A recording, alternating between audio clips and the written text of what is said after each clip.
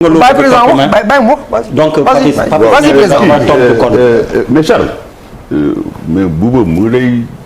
oui lay dóor yëpp et en plus président apparemment mais Baba Tandian li ci gën a grave Amédine nga xam ni Charles ko formé. avec Bouba mais en fait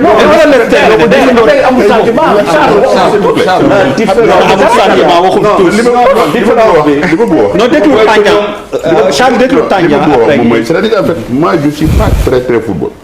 mais am naa si non attends mais am naa si quand même ay jàngat parce que quand même sportif de haut niveau. J'arrive vers ça. sportif de haut niveau la bu dee football ou basket ouais. D'accord. Parce que li Bouba wax léegi. parce que xam nga le joueur professionnel. oui qui vient jouer au Sénégal. et qui reçoit des millions qui gagne des millions muy football parce que man xam naa dara mën naa jël exemple ñun bu ñu daan jouer au basket. j'ai des copains bu ñu daan ñëw équipe nationale fii mais ils font très très attention quand ils jouent. ñun bu ñu daan ñëw fii di jouer fii contre l'équipe nationale Sénéf contre équipe nationale man joué naa fii combien de matchs Sénéf fii contre l'équipe nationale mais dañ daan teggi tànk bu ñuy laalee sax dañuy daw parce que dañu suñu carrière la ñuy gën a xalaat. li muy wax nii parce que li Bouba di wax je le confirme. mais comme je dis quelque part aussi. li Bouba wax aussi je reviens là-dessus parce que dans une équipe de football entraîneur bi il a beau donner parce que moi il m'est arrivé je prends l'expérience sur moi. Oui. En tant que joueur de basket. bu ma daan jouer suma club mais match bi day dem ba naqari jaxasoo mais damay jël waxu entraîneur bi sànni ko fële. te def li nga war a je joue mon basket. et j'essaie de trouver la différence. Sur un terrain de combien? Sur un terrain de combien? Oui, mais attends. Une largeur de combien? mais état d'esprit bi kii di Charles bàyyi ma jox la sama raisonnement je te parle de façon microscopique je dis terrain basket laa ko mën a mais boo ko jëlee en large aussi mais attends il y aura forcément mën na am entente entre 2-3 joueurs yu nga xam ne mën nañu ko xëccal bal indil ko. oui. Et puis après il se débrouille pour trouver xam nga entraîneur bu defee système de jeu passe pour aller marquer un but finalité bi mais boo defee benn passe ñaari passe nga def marquer but bi le résultat c'est pas le même. Mais donc moi c'est pour ça que je dis que. xam nga nekk na président fédération de basket. La dernière fois qu'on a gagné le titre de basket c'est en 97. Nous sommes en quelle année? Pourquoi? Oui mais xam nga. Voilà donc ça veut dire xam nga il y a de la construction à faire. non je dis encore une fois dama ne encore une fois les choses sont très claires ça veut dire football doo wax fort le tout football da ngay intercepter nga def transition nga jouer haut nga jouer bas nga def loolu yëpp mooy ku nekk da ngay choisir ce champ de jeu ce plan de jeu am ce projet. loolu la du leneen c'est aussi simple que ça. maintenant nag booy football ma toog di seetaan sa match man mënuma si comprendre dara mais attention il y a une animation ce sont des acteurs sur le terrain il y a un joueur yoo xamante ne mais bien entendu chaque match a sa réalité il s'agit pas de chaque match a sa réalité on a joué par exemple boo joué puis bu ñuy joué suñu dernier ban match la avant équipe bi xaw ma contre ban équipe le Congo. oui Congo. On a fait 90 minutes de jeu aucun tir cadré.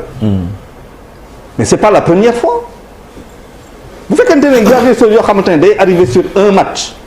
on est d'accord mais quand ça devient une constante le deuxième match qu'on fait contre Watini mais nañ xool les tirs cadrés nañ xool les tirs non cadrés nañ def le rapport. basket c'est très simple hein. Le gars qui jette les lancers francs là da ngay def le rapport nga xool les statistiques. Le gars qui jette à 3 points tu fais des statistiques et ainsi de suite si ngay xam ne ban côté ngay jouer boo fekkee da ngay def lu la neex nga créer mais au foot c'est pareil on dit qu'aujourd'hui. mais parce que tu crois ça mais c'est pas ça hein. Non c'est pas que je crois ça c'est pas que je crois ça. man j'aimerais que Charles. c'est pas ça wax mu étayé ko par des chiffres. attendez ce que j'ai dit dafa yomb. dama lañ am wax Papis waxuñu Pape Djibril wax dama ne non nga yor non attends la troisième fois la fauteuil non je veux dire tu as pris la parole très longtemps. apparemment tey yéen ñaar vous avez un problème. Non il a pris la parole longtemps. comme vous d'ailleurs, grand frère. Ça veut dire, attendez, vous êtes en train de me dire que ma yor benn Ferrari. Oui. Ferrari ak lu muy doon. ma yor benn Ferrari. Bien entendu, Ferrari la yor. Aliou Cissé a une Ferrari entre les mains. Mais non. Maintenant, il en fait quoi? Mais on n'est pas d'accord. Il en fait quoi? Ok, Charles. Ça veut dire il va en finale. loolu Ferrari. loolu nag mooy da ngeen foog ni Ferrari la. ok c'est bon yéen ñaar ñëpp c'est bon Papis. c'est bon Charles yaa Bouba doy na. mais débat bi wane na passion bi am en football. c'est comme ça que ça se passe partout. Personne n'est d'accord avec l'autre n'est pas bref. En fait man sama xam-xam bu gàtt pour man le meilleur coach au monde. c'est celui qui gagne fait des résultats. La meilleure tactique au monde. c'est celle qui fait gagner. amul référence ne fixe ne bii moo baax 3 5 2 4 tout ce que tu veux amatul sens aujourd'hui. D'accord. La performance mooy la finalité du sport. Merci. beneen constante bi am. fu dafa am évolution. on est sorti de l'organisation de la phase physique dem ba ñëpp am ko. aujourd'hui football bi fu mu toll si la précision la c'est-à-dire ku la ëpp précision moo lay gagner. c'est-à-dire à un certain niveau du benn compartiment match bi muy en défense. Défenseur bi comme attaquant bi il faut que la précision soit de mise. Tous les coachs du monde aujourd'hui dépensent un effort physique parce que ñëpp am physique c'est un acquis mondial. Maintenant c'est sur la précision par rapport aux joueurs. bu wax lu am importance ci football dafa am ay moments yoo xamante ne c'est le joueur qui prend sa responsabilité. loolu moom c'est toutes les grandes équipes du monde. benn bi mooy football nag li ma ci xam am na ay contradictions ces contradictions ak ces constantes. comme ay contradictions am ay constantes ay réalités pour être précis par rapport à Aliou Cissé li fi gars yi wax ci logique gu maintien moo ëpp maanaa que s'en débarrasser. Non. Parce que même dans le contrat d'un coach day am lu ñuy wax ay contrat d'objectif. On lui demande benn objectif lañ koy wax amul coach bu ñu naan jël rek dem amul. C'est le joueur qui vient qui signe pour 2 ans 3 ans par rapport à ses feelings ak son coach mais le coach on lui demande voilà ce que nous voulons. tey la ñu bëgg a jël loolu mooy. footballeur ak coach bokkuñu traitement. C'est tellement vrai que d'ailleurs même en prime le coach il a le double. du joueur bokkul booy considérer joueur ak coach da ngay dem. Donc comme tey moom taab dafa jax man mun naa yem foofu ngeen continuer ko. Pape Djibril est-ce que tu comprends ce débat-là? Mais bien évidemment. Attention. Non, oui, mais Pape Djibril. Non. Donc pour moi ça c'est de la stigmatisation. Bouba, tu vois que tu prends au premier degré. Non, s'il te plaît, non. Vous prenez au premier degré ce que je dis. Avec le recul qu'il a, oui, moi. Est-ce que tu comprends le débat qu'on est en train de poser? Alors si c'est qui a des résultats. C'est là où je dis est-ce que tu comprends. ba pare dama football comme ñëpp sax. Vraiment dama football comme ñëpp. Ba pare tu vois qu'ils ont interprété. ba pare li ba pare waaw may nuyu waa ASC Santé. bu Thiadiaye ak ASC yi nekk ñëpp ASC Santé à l'époque c'était une grande équipe. xaw ma léegi nag ce qu'elle est devenue mais li ma bëgg a wax foofu mooy.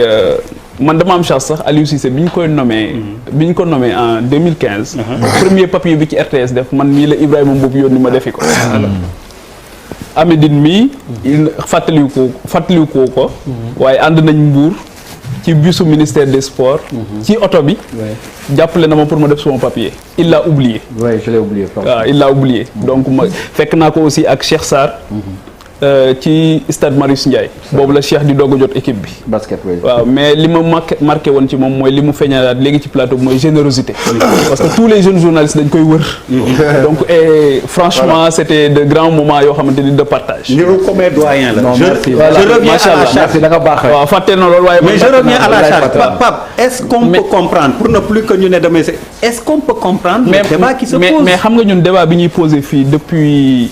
En tout cas, depuis que je participe à Jakaarlo te bien avant, c'était la gouvernance du football et de tous les autres sports yi nga xamante ni am na. su ñu nee gouvernance nag c'est-à-dire que fin au processus la moo tax man am na débat boo xamante ni sax pour ma comprendre ko dafay jafe effectivement man du ma ko mën a comprendre Charles Papis junj na ko mooy les objectifs assignés quand il arrive ci ban contexte lañ koy jox équipe bi ak quels sont les objectifs assignés. Est-ce qu'au terme ces objectifs ont été atteints ou pas? si on mesure cet écart-là mais dañuy identifier le problème et on situe les responsabilités.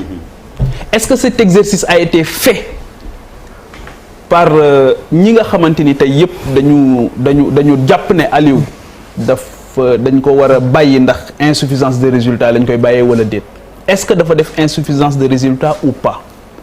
Il est sélectionneur, il n'est pas entraîneur. Moo tax aussi damay am difficulté bu ñu koy comparer avec les clubs. Bu ñuy tudd sélectionneur d'une équipe nationale di tijji entraîneur d'un club man tamit dootuma comprendre.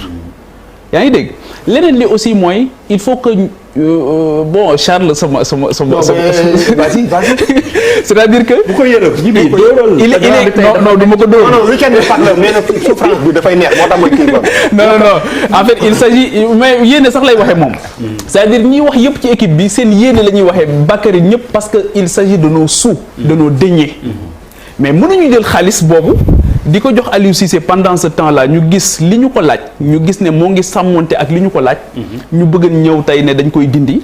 non waxuma dañ koy dindi. non waxuma Charles presque globalement mais il a presque dit oui dans le débat certain non dans le débat il a presque dit oui mais dans le débat certains disent qu'il doit partir moi je dis dem jëli Malok su moom foo ko commandé mooy dàq leen waaj mooy jouer damay naan Malok su ma c'était tout simplement pour jàppale la voilà donc Cameroun si ngeen di donc je pose une question par rapport à la gouvernance est-ce que le débat véritable bi ñu war a am par rapport à l'infrastructure Bouba wax na ko est-ce que ce débat a lieu dans ce pays ou pas?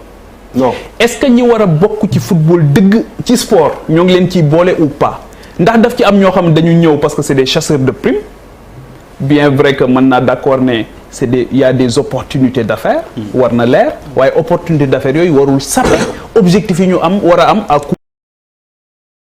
court moyen et long terme loolu beneen mbir la moo tax ma tudd le débat sur les infrastructures on a vu ce qui s'est passé à Demba Diop jusqu'à présent il n'y a pas de responsabilité dans cette affaire-là alors qu'il y a eu des morts d'hommes comme pas possible des pertes en vies humaines le débat sur la petite catégorie parce que wax nañ ko léegi gis naa ne man boo demee tey ji ci dëkk yu bari bu ñu def équipe ci compétition ci CAN da ngay gis ne day am une bonne partie du championnat local yoo xamante ni ñoom ñooy ñëw gis nga Égypte ak Algérie yëpp ay kii lañ ci ay modèle lañ ci ñu ñëw bokk ci équipe bi pour dëgëral ko xëy na ñoom ñoo gën a miin Afrique ñoom aussi am nañ lu ñu bëgg a prouver am nañ yéene aussi pour am fu ñu yóbbu seen équipe le débat sur la petite catégorie le débat sur le championnat national le débat sur la place de nos équipes dans le continent pour man ces débats là bu ñu ko jëlee ci processus bi dinañ mën a waxtaan aisément li nga xamante ni moom la ñuy waxtaan ci équipe nationale bi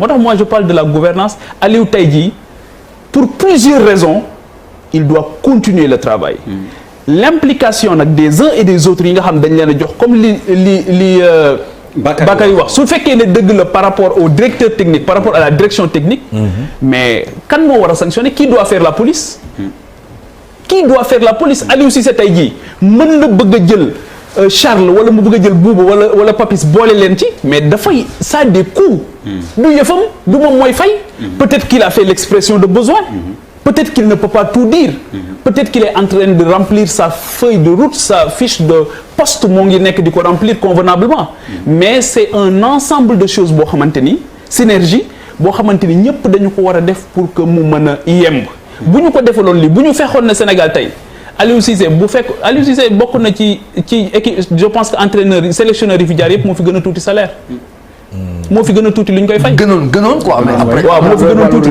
tey jii boo demee Mauritanie bi par rapport aux expatriés xam naa. par rapport aux expatriés. ba pare et en plus ni ko Bouba waxee au nom d'une fierté nationale. gis un national boo xam mën nañ ko jàppale. ñi ko war a dooleel ko. ñu tirer ñu ànd aussi dans le même sens parce que y a beaucoup de gens aussi yoo xam passion la ñuy waxee ak xëy na yéene mu bañ a def résultat. peut-être que bu defee résultat aussi dañuy am problème loolu aussi Sénégal la te africain moo ay ci africain sénégalais moo ay ci sénégalais li ma benn kilifa doon wax ne ma réew mi mooy réew moo xamante ni saa boo xëyee da ngay dem ba nekk ci benn domaine nekk ci empereur waaye saa boo xëyee dinañ la wutal gone gooy léewtool chaque jour suñ demee ba mënuñu koo am sax ñu wut sax da ngay gis rek ñu xëy sax ci Facebook bi def 1 def 2 ne qui est pour 1 qui est pour 2 ñu éloigné la léegi de l'essentiel nga nekk ci ay combats yu ñàkk fayda il s'agit du drapeau national il s'agit des couleurs nationales yaa ngi dégg il s'agit de ce qui nous rassemble et nous ressemble donc pourquoi c'est un certain débat boo xamante ni damay jaaxle et comment est-ce que tu peux reprocher à quelqu'un, à un sélectionneur, de t'avoir qualifié à la Coupe d'Afrique? On reproche à Aliou Cissé aujourd'hui d'avoir qualifié l'équipe du Sénégal. On reproche. On reproche aussi. On reproche à Aliou Cissé sur les 28 matchs. Il en a perdu combien? Presque. 4. Officiel, je pense. Non, officiel là.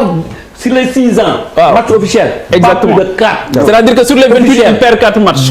Disons monde contre Pologne. Ah oui, pas la parole. Donc li mu bëgg a wax globalement avec le recul ak li ñu wax ne dañu profane te ma jàpp ne équipe nationale du Sénégal. C'est pas ça la réflexion, Pape Djibril. La réflexion, c'est comment tu n'atteins pas l'objectif quand tu as les moyens de l'atteindre. Quel est l'objectif? Quel est l'objectif? Allez, on revient à Bakary. Bakary. Bakary su ma koy poser question dama am ay question bi ma ko dégg muy wax c'est intéressant ce qu'il dit. C'est-à-dire que da ngay xam ne c'est un homme du sérail.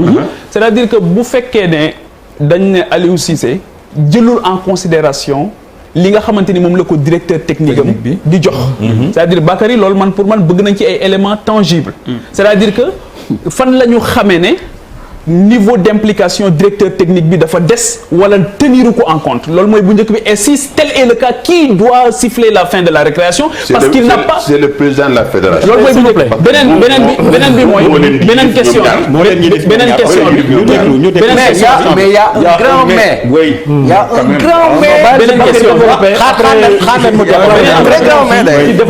beneen question bi mooy quels sont aujourd'hui les objectifs qui ont été assignés à Aliou.